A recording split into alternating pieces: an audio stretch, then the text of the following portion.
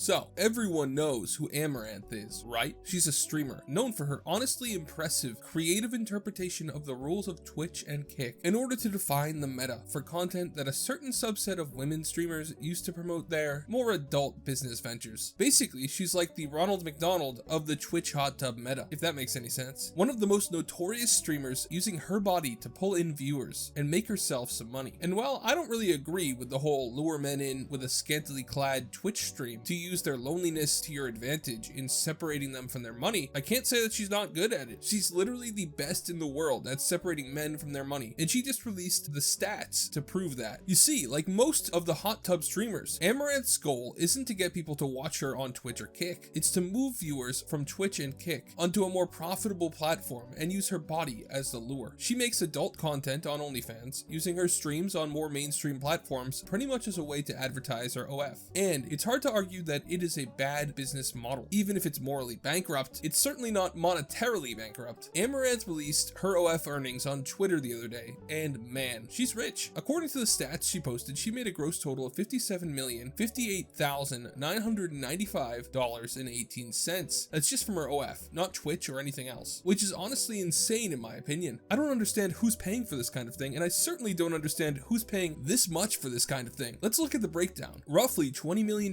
from subscriptions, $10 million from tips, a surprising $0 from posts, $26 million from messages, $50,000 from referrals, and $0 from streams, giving her a gross of just over $57 million and a net of $45 million. Oh, and also, as a little flex, she has a current balance on her OnlyFans account of almost $1 million.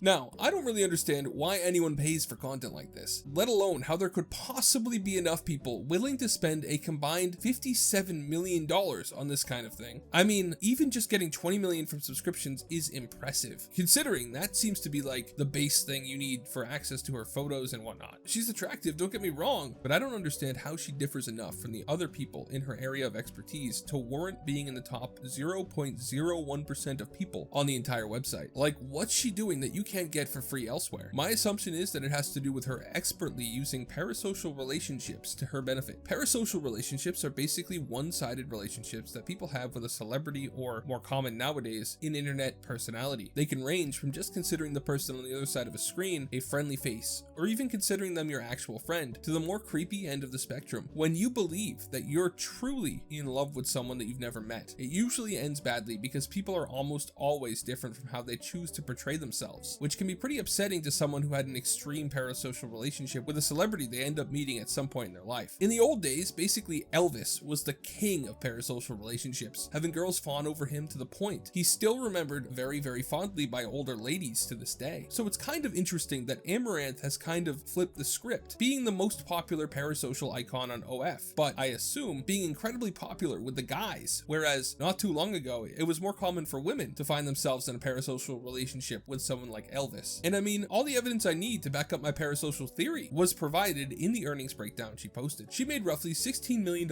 more from tips and messages combined than she did from subscriptions. Those two categories to me seem to be something that someone would only use if they wanted to garner favor with Amouranth. Maybe there's some other benefit I don't know about, but I'd guess that people are tipping because they want Amouranth to know who they are. After all, she's obviously going to know who sent her a few extra Ben Franklins and totally doesn't have a team handling everything so she never sees it. And messages. Well, it's obvious with that one. Lonely guys paying to message Amouranth for the girlfriend experience, to get to feel like she's talking to them. Pretty much the same reason people donate to Twitch streamers. Again though, I really doubt that Amouranth is responding to all these messages herself. So, sorry fellas, you're most likely talking to a dude, IMO. And I'm not saying that what she's doing is objectively bad. Personally, I think it's morally wrong, since she's taking advantage of lonely dudes who just want to feel like they know her and can talk to her. I mean, to be honest, it's the same problem all adult industries have. So it's not really an Amouranth problem. I think the whole industry is scummy and bad, and probably should be illegal, but that's a debate for another time. Putting my feelings aside, it's genuinely impressive and a bit scary that Amouranth is able to manipulate or otherwise draw this many men to her adult site. Separating idiots from their money is an art, and one she's obviously mastered. So while it's morally repugnant, it's also impressive. A bit like watching a train crash. So what do you think? Is this impressive? Is it bad? Or am I just outdated and this is totally cool nowadays? Let me know in the comments. Thanks for watching all the way till the end. Have a great day and God bless you.